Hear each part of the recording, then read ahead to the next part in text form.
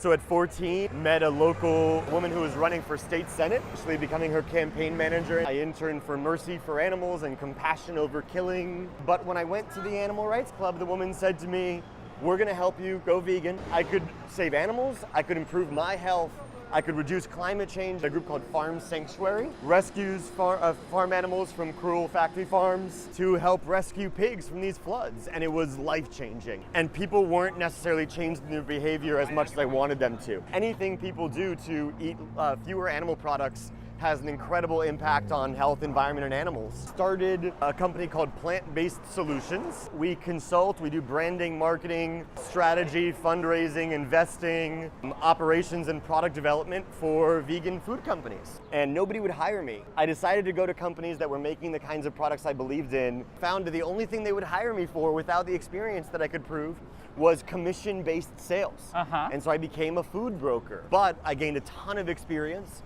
and really gained the trust of my clients. I had to pivot away to doing more strategic work.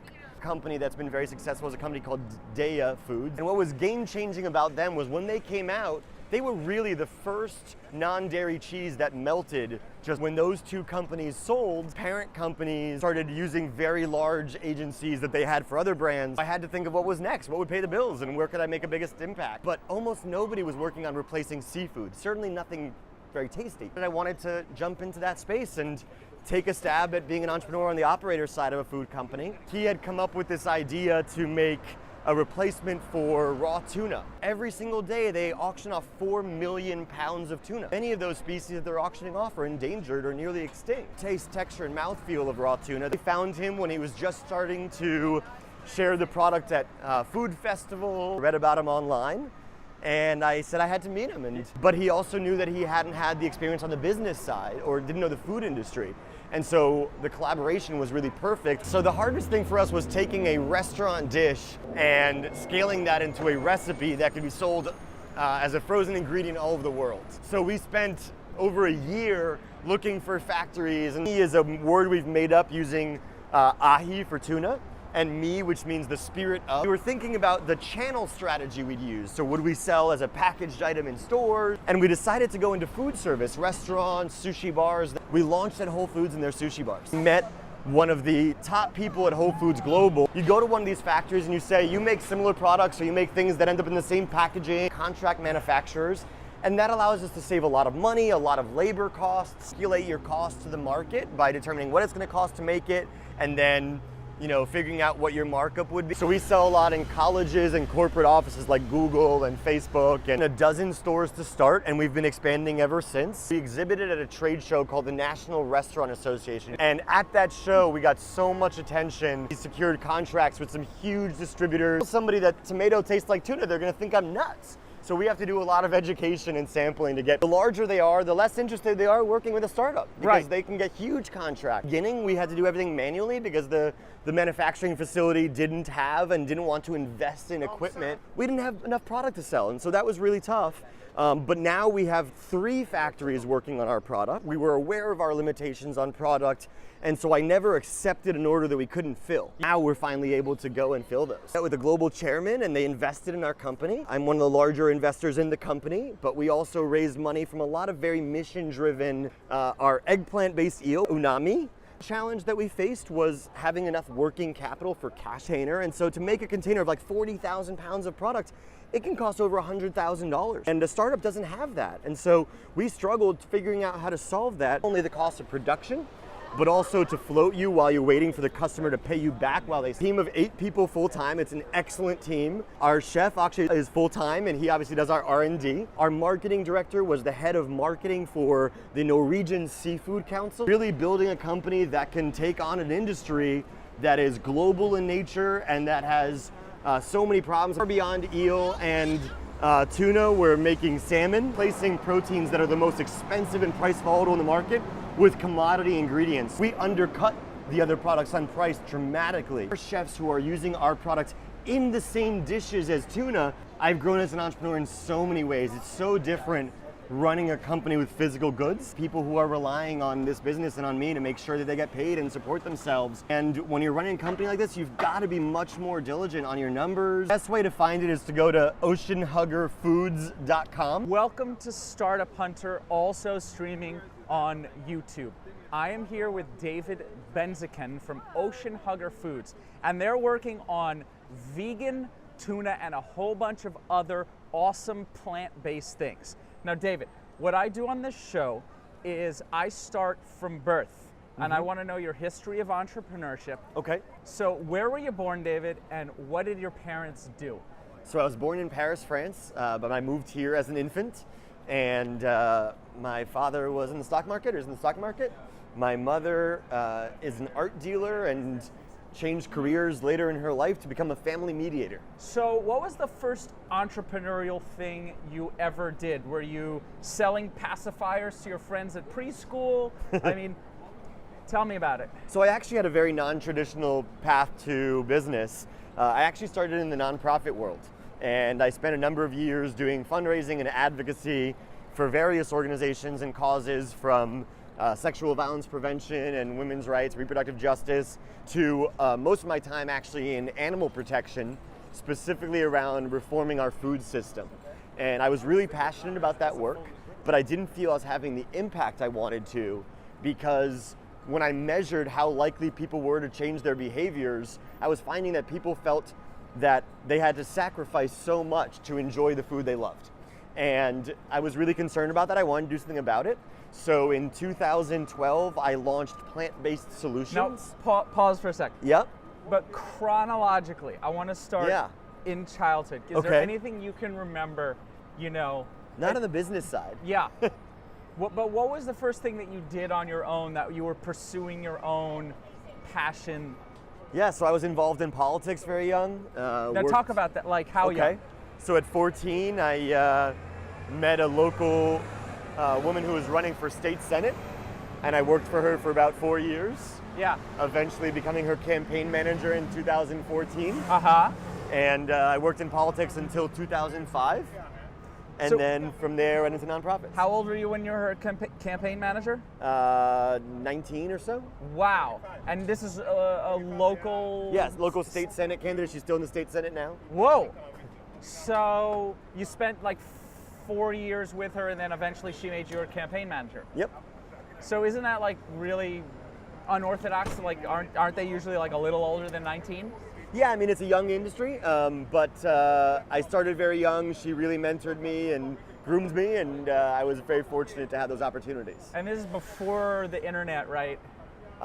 Before the internet became what it is today, for sure. So were you like long before Facebook? Were you like directing TV spots at 19 years old? No, most of it was a lot of very grassroots campaigning. So petitioning on street corners, phone banking, door knocking, that kind of stuff. Did you have to deal with any of that dirty stuff in politics? That real stuff?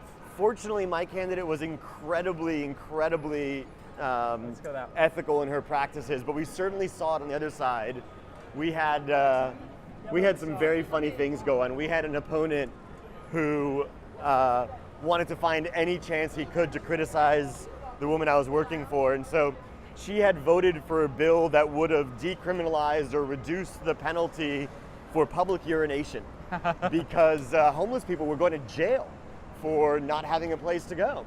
And so he started having volunteers stand outside her office with signs saying that she wanted people to pee on them. Oh my God.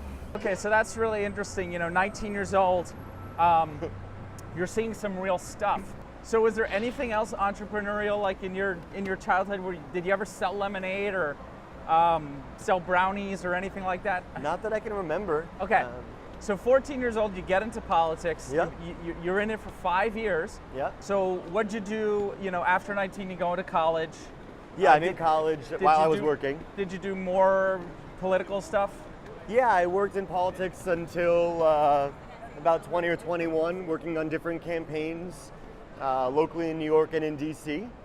And that's when I transitioned into nonprofits. What was the first nonprofit you worked for? So I interned for a bunch of nonprofits. I interned for the New York Public Interest Research Group, an environmental organization that Ralph Nader started. I interned for Mercy for Animals and Compassion Over Killing. All right. Of groups. So you run a plant-based company. So actually, that's what I want to explore. Like, Okay. what was the beginning? Like, were your parents vegan? No, not at all. So what was the beginning of your Are you a vegetarian? I'm vegan, yeah. Yeah. What was the beginning of that process for you? Yeah, so I was always passionate about a ton of social justice issues.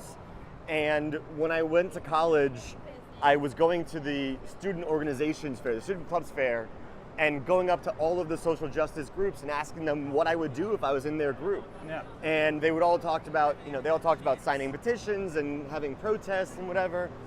But when I went to the Animal Rights Club, the woman said to me, "We're gonna help you go vegan. You're gonna save 100 lives every single year of your life, and every single other person you help move in that direction will save exponentially more." And it was so empowering to me that I could save animals, I could improve my health, I could reduce climate change emissions or carbon emissions and have so much impact just through a personal choice. Whereas in the Anti-Death Penalty Club, I had to try to convince President Bush to stop executing people, which was not very likely. There weren't a lot of vegan restaurants when you started. Like there was probably like one or two in New York. Yeah, there were very few back then. So you were cooking a lot. I was cooking a bit. I was in college, and fortunately my school had a lot of really great options. It was ranked the most vegan campus in America a few years in a row by PETA. What school? American University in DC. Got it. So you said you worked for some nonprofits. Yep. So I worked with different animal protection and women's rights nonprofits. So like PETA? I did work at PETA, but the longest stint I had was at a group called Farm Sanctuary. Okay. Which rescues farm animals from cruel factory farms, lobbies for reforms to how animals are treated in the food system, advocates for vegetarian eating, all those things. What was something that sticks in your mind as an important event from that period? So the most important event, the most amazing event for me was in 2009 or 10, or maybe 2008 I think. There was a flood in the Midwest where the Mississippi River overflowed, and in Iowa, which is the second largest pig farming state in the country after North Carolina, there were millions and millions of pigs that were stranded in their farms. Yeah. And I volunteered to go out to Iowa to help rescue pigs from these floods, and it was life-changing. I held piglets that were so small they could fit in the palm of my hand and had to be fed by a baby bottle, a baby doll bottle, because they were so small they couldn't. Do you have a pet pig? I do not. Do you have a pet? I don't actually. I travel a lot, and I want to make sure that when I do have animals that I can give them the best care and be there for them. So I will at some point. I've fostered in the past. I hope to adopt again one day. Okay, so no pet pig. No pet pig, but I do go visit the pigs that I rescued pretty often. Yeah. So that was an important moment for you. You're working for nonprofits. What year are we talking about? Like where? Yeah. So in 2010, I started exploring different avenues to have the same impact. The motivation was really that I was measuring the impact of the work we were doing, and people weren't necessarily changing their behavior as much as I wanted them to. And I started researching why, and people would say it had to do with their feeling like they had to sacrifice for things they loved for foods that didn't taste as good or that were harder to find or more expensive. You said change your behavior, so do you mean specifically like dropping meat? Yeah, I was wanting to support people in moving towards a more plant-based diet. Vegan would be great, but anything people do to eat fewer animal products has an incredible impact on health, environment, and animals. And so I wanted to help people in that direction. Right. So you feel like your nonprofit work wasn't doing enough. It was doing some good, but you realized that it wasn't doing everything you wanted to. You wanted to accelerate and actually do something to change things. So you said 2010. What did you do? So I started a company called Plant-Based Solutions, and we consult. We do branding, marketing, strategy, fundraising, investing, operations, and product development for vegan food companies. So talk about the growth of that. The evolution of that, yeah. The evolution. Sure. So like you're now an entrepreneur, like making a product. But you weren't, I I didn't start that way. making products at first. So I started initially thinking that I would go into marketing and branding because it struck me, and sales, because it struck me as very similar to fundraising and advocacy, which is what I had been doing. Yes. And instead of selling an idea, I'd be selling a product. And so I decided to go into marketing, branding, and sales, and nobody would hire me. And so I decided to go to companies that were making the kinds of products I believed in and ask them what they would hire me for. Yeah. Now, And what are these companies? Yeah, making vegan ice cream, vegan cheeses, meat alternatives, all those kinds of things. All the soy bars. Not all, certainly a huge mix of stuff. A lot of really innovative products made from all kinds of ingredients. But I went to them and I found that the only thing they would hire me for without the experience that I could prove was commission-based sales. And so I became a food broker. Yeah. My job was to go store to store and restaurant to restaurant, trying to get them to buy a case or whatever I could get them to buy of a product that I was representing. Door-to-door food sales. Yeah. I love and it. Got paid on a commission. It was very, very hard work. It might take you an hour or two to get a single sale of, $10 a product, and that meant that I was making no money. But I gained a ton of experience and really gained the trust of my clients. And so when I decided that I had to pivot away for fear of bankruptcy, I decided I had to pivot away to doing more strategic work. I had gained their trust and support, and so they hired me for other work, whether it was business plans or working to manage a designer and making new packaging or whatever it may be, and I slowly developed new experiences. So talk about some of the brands that you liked working with that you feel changed the world for, plants and for the better. Sure. So I was very privileged to work with two very successful companies in the space. One was Gardein. Gardein, it's one of the largest meat alternative companies in the world. It's they use a bunch of different ingredients, some soy, some wheat, and also some ancient grains to make meat, chicken, pork, and seafood alternatives frozen. And they sell them in stores and in food service around the world. And that company was bought by Pinnacle Foods in 2014. Pinnacle owns Bird's Eye frozen vegetables and a number of other very mature brands. And they now own Gardein and are selling it all over the world. And it was a great experience working with them. And the other company that's been very successful is a company called Daiya Foods, D-A-I-Y-A. That's the cheese. It is cheese, yogurts, dressings, mac and cheese, all kinds of dairy alternative products. Yeah, I see the American cheddar cheese slices in Whole Foods. And what was game-changing about them was when they came out, they were really the first non-dairy cheese that melted just like dairy cheese. And that was game-changing. Yes. Before that, all the cheeses just like would burn or just liquefy or just get into a mushy block and not actually melt. Right. And some of these vegan-based, plant-based cheeses, they are almost and the butters that are almost indistinguishable. Now they're getting there. Yeah, for years it was not. They were not on par, but little by little we're getting better. I still want I haven't seen I need extra sharp cheddar. None of this, like a Tillamook or like a Cracker Barrel or something. None of this medium cheddar, none of this. I need double extra sharp. Yeah, I can relate to that desire. I haven't seen much.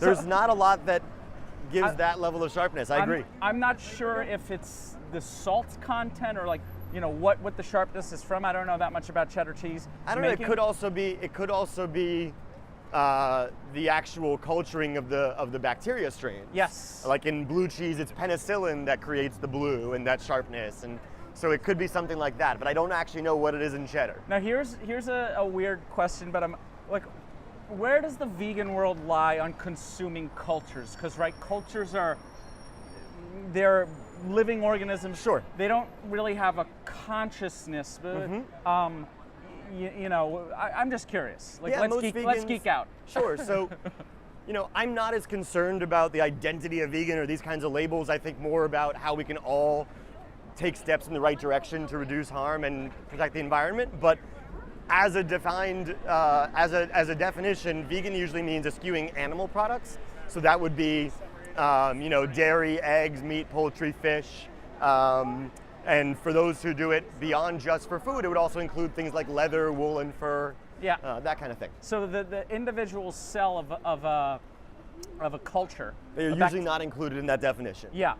And I'm really glad, because like there's some really tasty stuff that's the vegan-based stuff made with these cultures that traditionally probiotic use stuff, yeah. on butter and cheese. It's amazing. So we totally went off on a tangent. So you were helping. I always call them Daya. You call them Daya, yeah. Daya. I called them Daya until I started working with them. Right. So you were helping Daya. That was really cool.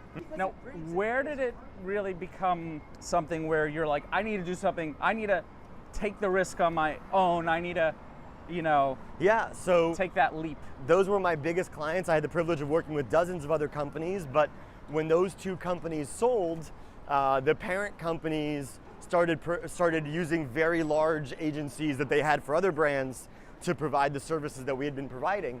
And so I had to think of what was next, what would pay the bills, and where could I make a biggest impact. And in mapping out the market, there were so many companies that were working to replace dairy, poultry, and beef, but almost nobody was working on replacing seafood, certainly nothing very tasty. And it became a passion of mine. From a sustainability perspective, we lose more species to extinction in the oceans every year than on land and air. From an animal abuse perspective, 5 times as many fish are killed for food as land and air animals every year in just the US alone. And from a health perspective, there are major concerns with mercury and other things. And so I decided I wanted to jump into that space and take a stab at being an entrepreneur on the operator side of a food company. I found a chef, an incredible chef named James Corwell. How many months or years ago was this? This was 2014 or 15 when I first found out about him. Yeah. And so he had come up with this idea to make a replacement for raw tuna. He had been living in Japan. He's a certified master chef. He was the lead instructor at the Culinary Institute of America.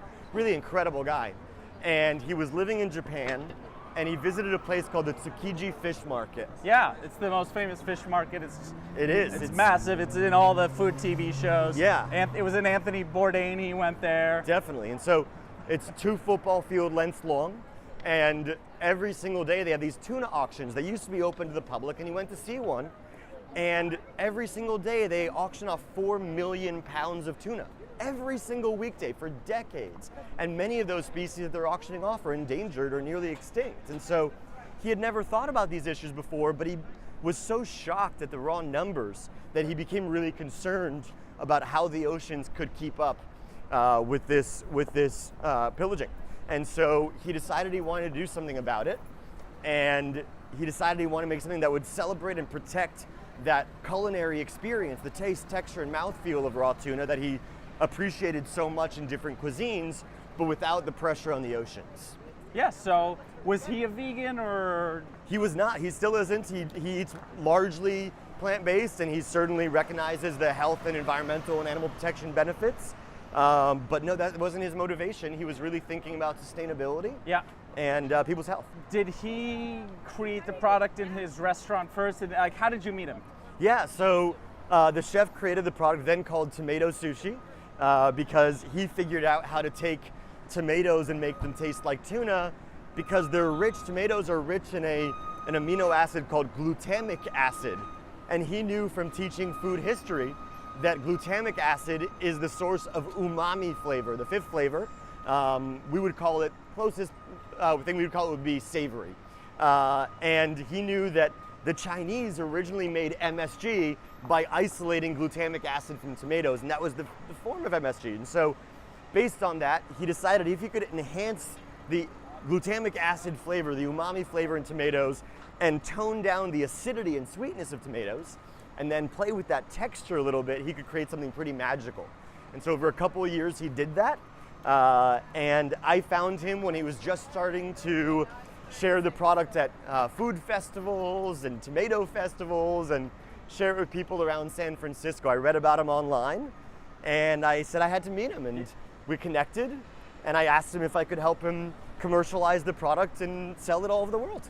Did he say, no, it's my baby, I don't want anybody messing with it, or what? How did that go? No, it was actually a partnership made in heaven. I mean, Chef Corwell is unbelievably talented, and he is a real creative, and he does amazing things with food, which I have no skills in. but he also knew that he hadn't had the experience on the business side or didn't know the food industry.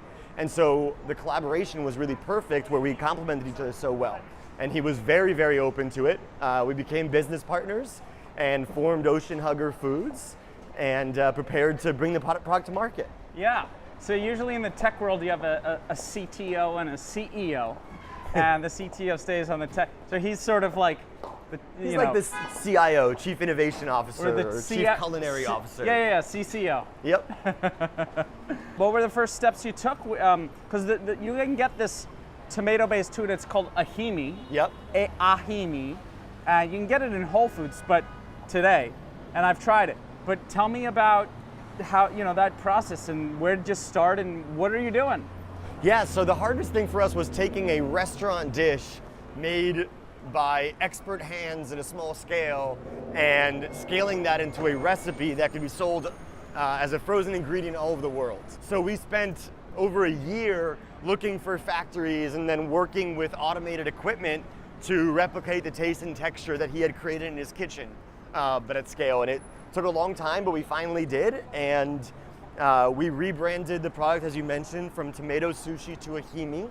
Ahimi is a word we've made up using ahi for tuna, and mi, which means the spirit of in Japanese. So we turned that into a compound word, and that's the name we use for it. We were thinking about the channel strategy we'd use. So would we sell as a packaged item in stores, or would we sell in restaurants? And we decided to go into food service, restaurants, sushi bars, that kind of thing, because most consumers in the US aren't making their own dishes with raw fish at home. And so our product is not meant to be cooked like cooked tuna. It's meant to be eaten raw, like for sushi or ceviche or poke or tartare. And since most consumers aren't making that at home, we felt it'd be too big a lift to convince people first to learn how to make those dishes and then to make them vegan. And so instead we decided to sell in food service. Right. And we launched at Whole Foods in their sushi bars. Yes. Now, how did you do that? Did you already have a relationship with Whole Foods? So I was very fortunate. Through my other work, I was at an event where I was doing a little round robin, meeting everybody there, and I met one of the top people at Whole Foods Global, and she learned that I was very active in the plant-based space. And she said to me, "We are dying to find a clean label seafood alternative that's plant-based." What does clean label mean? So clean label means using simple ingredients and not chemical. And if you look at a lot of the plant-based products, a lot of them are really wonderful tasting. Some of them are still a little more processed than people would like. Yeah. And so she was looking for something that was much more simple in ingredients that still provided that experience. And we were the only ones who had thought of doing something like that. There was nothing like that in the market. We hadn't launched yet. And I said to her, actually, I'm working on the first one to come to market. Yeah. And so it was very fortunate serendipity. And we formed that partnership, and soon after, in November 2017, we launched in some Whole Foods stores. Okay, so here's what I want to know. Were you working on the scalability? Like, you said it took a year in a commercial kitchen to figure out the process. Did you get the Whole Foods contract first and then say, okay, we need to invest in, in this kitchen? Or did you sort of say, if we build it, they will come? Sure. Let's spend a lot of money. A year's a long time so how did that go? Sure, so we did kind of a combination. So we planned on this company being extremely scalable, and we built a business plan and a strategy accordingly, but we didn't build our own factories. So many food companies use what are called contract manufacturers, where they are factories that are expert in making food at scale. And so rather than spending millions of dollars in capital expenditures on physical infrastructure, you go to one of these factories and you say, you make similar products, or you make things that end up in the same packaging, or you freeze, you cook, whatever it may be, and you say to them, I'd like you to make my product for me. I'll pay you, to make it, and we'll work together. And I own the rights to it, but you're the manufacturer on my behalf. And so that's what we did. We found contract manufacturers, and that allows us to save a lot of money, a lot of labor costs, and also not to take as big a risk for the manufacturing. But when you're small, you have to convince these factories to work with you. No, and that can be tough. Do they work for you? Like, do they take a cut? Do you just pay them per unit? You pay them like per unit or per pound usually. Yeah. And that's what we do. And so you calculate your cost to the market by determining what it's going to cost to make it, and then figuring out what your markup would be to be viable in the market, such that the consumer pays something that is reasonable to them, but that also allows you enough room. Yeah. So you're sort of developing the process. You're like, we're gonna try and scale this. You're going out, you're selling to companies like Whole Foods Yep. and others, I assume. Yeah, most of our business is an institutional food service. So we sell a lot in colleges and corporate offices like Google and Facebook and Michigan State and all kinds of places like that. So talk about a little bit more about, getting your clients, like when it was in Whole Foods, was it like, they typically do a trial, right? Yes. In one store. And yeah, they put us in a dozen stores to start, and we've been expanding ever since. So can you get it in California? Yes, it is in Southern and Northern California. Sweet. Can you get it in Whole Foods in Omaha? I'm not sure. We are in Omaha. I know that. We're in a chain called Blue Sushi Sake Grill. Wow. Which is all over the Midwest. Holy but I'm cow. not sure if it's in the Whole Foods in Omaha. So you're in, you're in sushi chains. This is super cool. So talk a little bit more about, the growth, like the companies you went to, and just talk about the process of how Sure. you grew this company. Yeah, so before we launched in Whole Foods, we exhibited at a trade show called the National Restaurant Association show. At the Javits Center? That's actually in Chicago. A So week we were ago. just at the National Restaurant Association show. And in 2017, we did the same one. It was the first time we were exhibiting the product in public. And at that show, we got so much attention. Cranes said that our product was a dead ringer for ahi tuna. We secured contracts with some huge distributors and these food service contract operators that do, food service for large institutions like colleges, hospitals, schools. And so we got a lot of excitement. So you said Cranes? Yeah, the newspaper. So one of their reporters tried it at the food thing, at the expo, so was it literally you went to one expo and boom, you're successful? It was one expo and the demand was huge, yes. Wow. From then you have to continue working on scaling up production, on supporting the follow through on making sure that they actually get it in the restaurant or the store, that they have them educational tools to be able to educate the consumer. Because if I tell somebody that tomato tastes like tuna, they're going to think I'm nuts. So we have to do a lot of education and sampling to get people to try it, and then they love it. Yeah, once you get it sampled, then it's a lot, all the explanation is really difficult for food items because you need to taste it. Unless there's Absolutely. like a smellophone, but even that, you need a texture phone. Anyway, what year did you go to the Food Expo? 2015? 2017. Oh, so just recently. Yeah, we've only been in the market for a year and a half. We launched later that year into Whole Foods. Let's talk about some of the challenges. Sure. Be honest with me, for other entrepreneurs out there, for other vegan entrepreneurs or food entrepreneurs, just people starting a business, talk about some of the challenges you've experienced. Has it all just been all the easiest experience you've ever had growing this company? No, it's certainly tough. The largest thing is really about scaling up production. I was talking about working with contract manufacturers, and the thing about working with them is that the larger they are, the more professional, the more automated, the cleaner, and the more efficient they can be, hence the lower costs. And it's really great for a manufacturer, for a brand to have a very scalable manufacturer. However, the larger they are, the less interested they are working with a startup because they can get huge contracts. So you're not worth their time. Not worth their time. I mean, the average large-scale beverage manufacturer, for example, requires a minimum order of 30,000 bottles per flavor for each production run. And so if you imagine if you've got a cold pressed juice that has a 45-day shelf life, and every single 45 days you have to produce 90,000 bottles if you have 3 flavors, it's unbelievably expensive. Say they're $1, $2 to make a piece, that's a lot of money for a startup. Right. So, finding a manufacturer that is scalable and safe and automated and all those things, but that also can scale with you and that is willing to take a risk on you is very tough, and that took a long time. And so talk about at first it was very manual. Talk about some of the failures, talk about your failures. Sure, so at the beginning we had to do everything manually because the manufacturing facility didn't have and didn't want to invest in equipment to automate our process until they knew we could be successful. And so all of our tomatoes were hand peeled and hand sorted. Which is actually really similar to tech startups. It's really interesting. Yeah.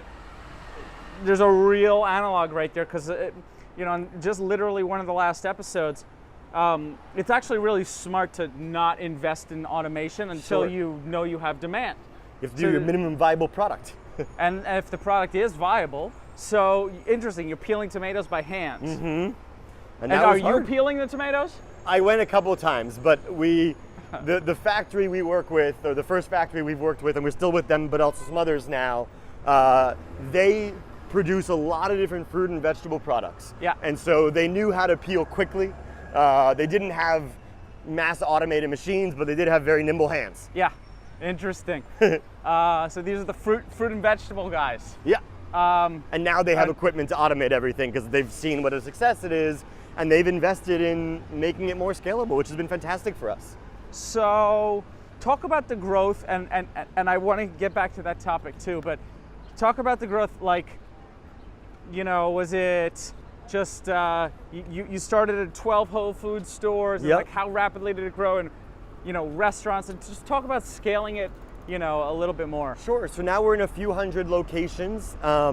We will be in a lot more by the end of this year. The biggest challenge was for all of last year, we didn't have enough product to meet demand. Yeah. Because we only had that one factory that was doing low automation work. Even though they were a great partner, they could only do so much. And so last year was about establishing a framework for long-term success. So even without product, we did something unheard of, which is we got so much excitement from the media, from consumers, and from the industry that we got approved to be in every single major distributor in the country. So we're in the system with Cisco and US Foods and Chef's Warehouse. You've probably seen these trucks all over the place. These are some of the biggest food service or restaurant distributors in the country. And we got listed in their systems so that once we had product, they would carry our product. And you need distributors because they have the logistics infrastructure to get it to the restaurants. The cold trucks. Yeah, I mean, if we tried to ship to every restaurant, it'd be a disaster. A $30 order of our stuff costs $300 to ship by FedEx. Yeah. So we were able to establish a really great foundation, strong brand, unbelievable consumer demand, but we didn't have enough product to sell, and so that was really tough. But now we have 3 factories working on our products and producing all over the world, and now we are scaling very, very quickly, selling all over the US and Canada, and launching now overseas. Like where? So we'll be launching in Israel and in Western Europe, and then TBD from there. But we have intentions to go all over the world. We have an investor and global distributor that... What about Asia? That's a whole other nut to crack. So we have a publicly traded Japanese company that distributes in 40 countries I with could see it working, Asian ingredients. I could see it working in Japan. Oh, 40 Asian countries? They sell in 40 countries around the world, including in Asia, Uh-huh. but also all over North America and Europe. And they have committed that they're going to be distributing our products all over the world. So as we think about what markets to enter strategically so that we can make sure that we can provide the consumer education and make sure that it's successful when we launch anywhere, we'll be going into more and more places. But I want to return to the topic of you know, challenges. Were there any times where like you didn't have the demand, like a restaurant calls, says, hey, I want the Ahimi, and then you're like, oh, sorry, we're at capacity, and then you had to sort of beg to, you know, a few months later when you had the capacity, you sort of had to beg to get them back? Or many times we had to, I mean, fortunately we were aware of our limitations on product, and so I never accepted an order that we couldn't fill. Yeah. But I got many requests for orders where I had to say, actually, we can't take that order right now. Would you come back to us in a few months, or can I come back to you when we're ready?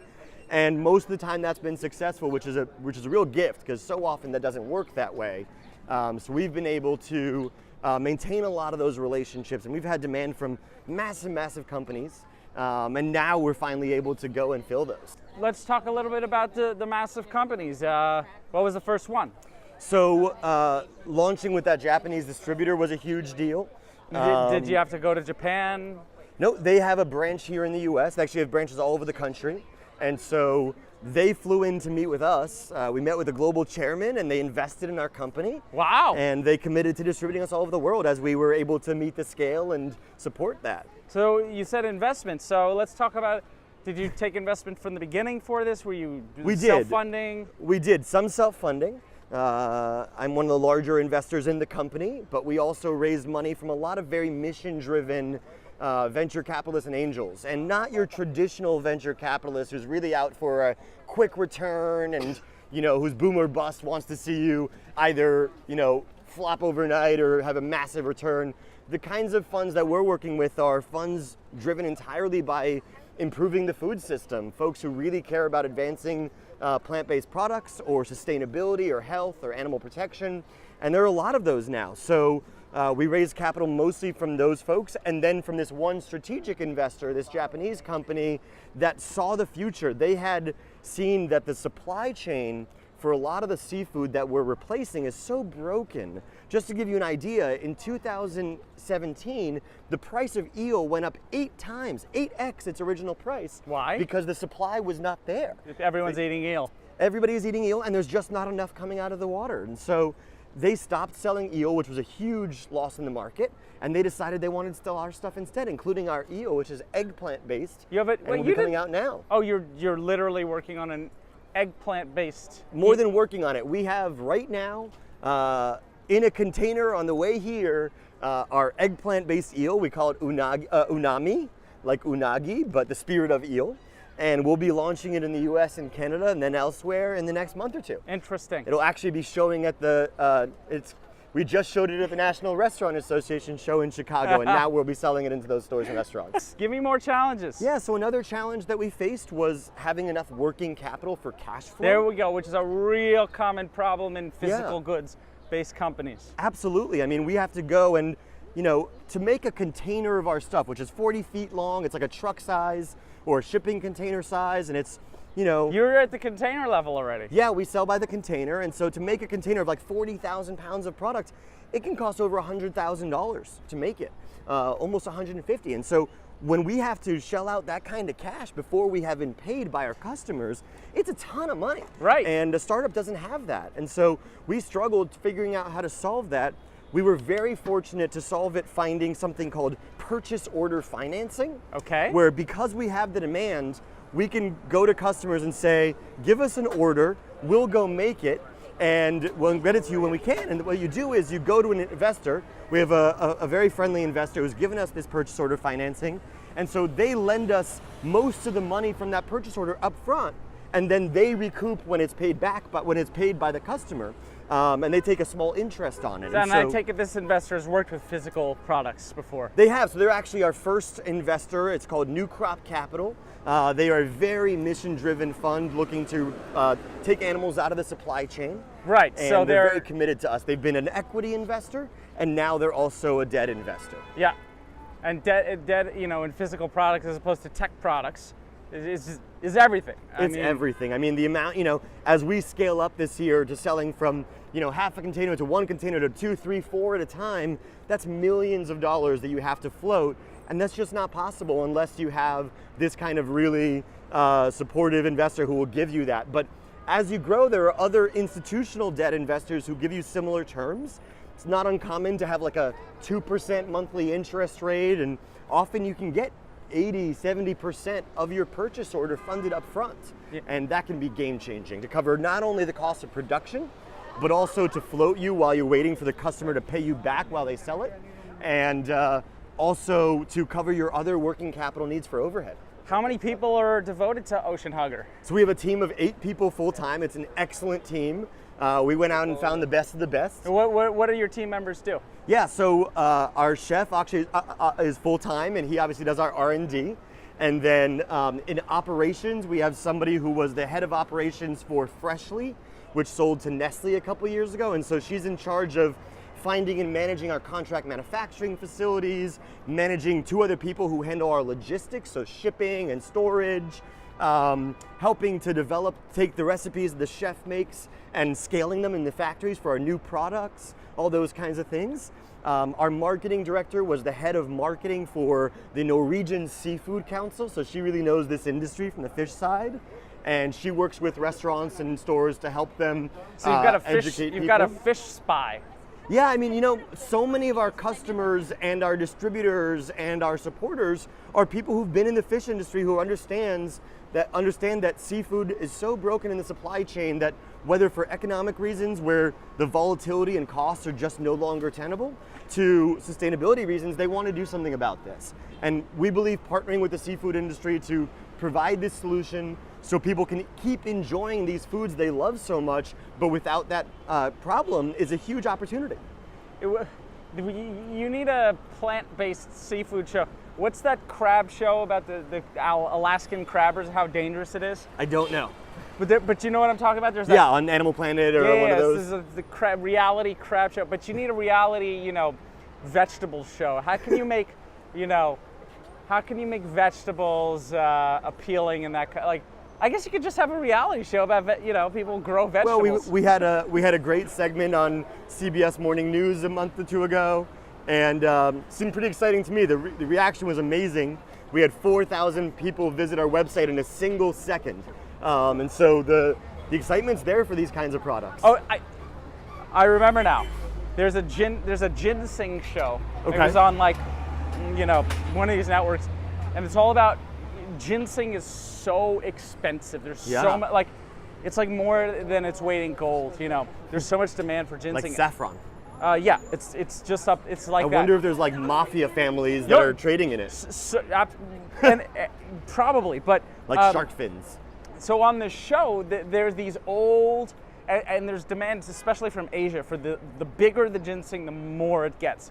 So there's this old ginseng in Appalachia, Kentucky and North Carolina and all that, that's been growing, and they made a reality show about it, and there are these people sneaking onto ginseng farms at night, and they're getting out their guns, and it was a whole reality show. Poaching ginseng. It was insane. That could definitely be a good show. Poaching ginseng. I could see that. It was a show. Sorry, dude. Crazy. So, so you've got a fish, a seafood spy. And then we have our director of sales was the head of ingredient and food service sales for Daya Foods, who I used to work with. Yeah. And so you're really building a company here. You're not just. Oh yeah. You're beyond. Is this product viable? I mean, we're early. We're still churning and burning, but we're really building a company that can take on an industry that is global in nature and that has so many problems. I mean, you look at the growth of something like non-dairy milks.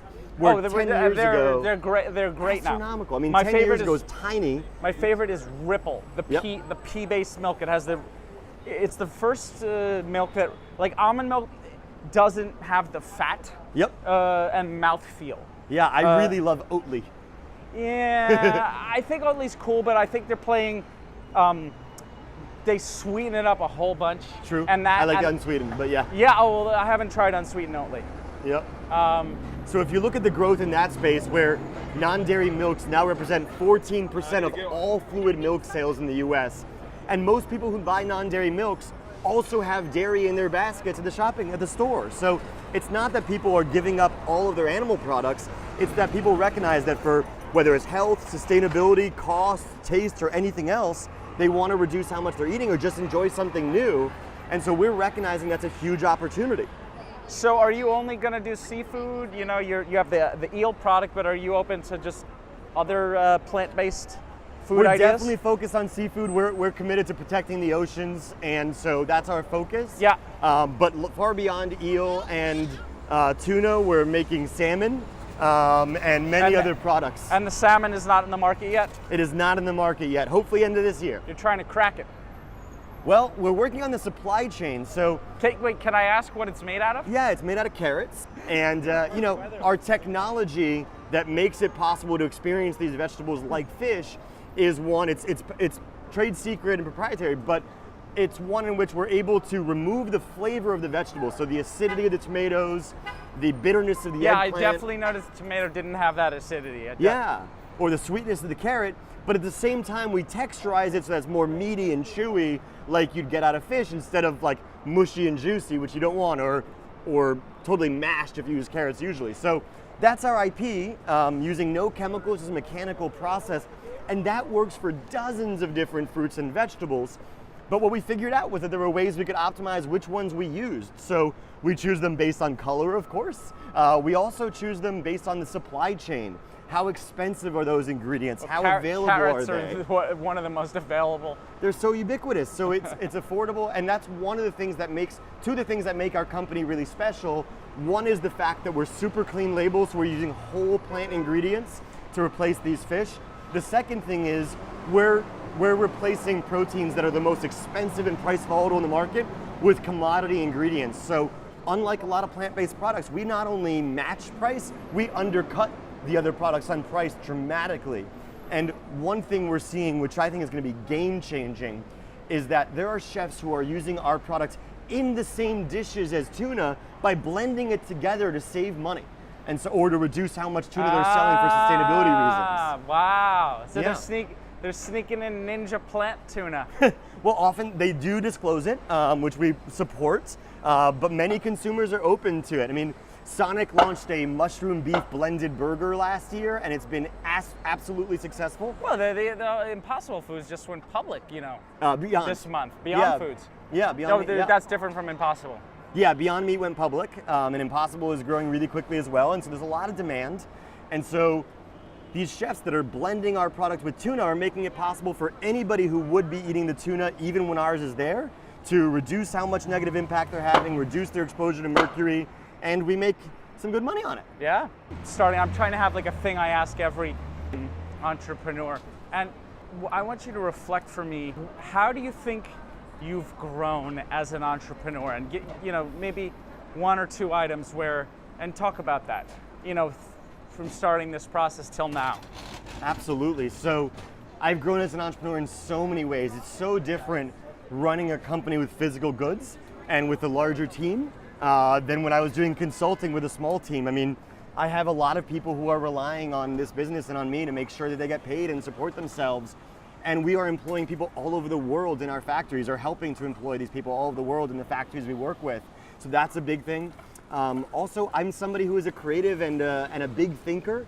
And when you're running a company like this, you've got to be much more diligent on your numbers and on your planning and budgeting. And that's something I really had to become more proficient at. And so I've worked with people to better understand my balance sheets and think through scenarios and map those out. And that's been extremely important.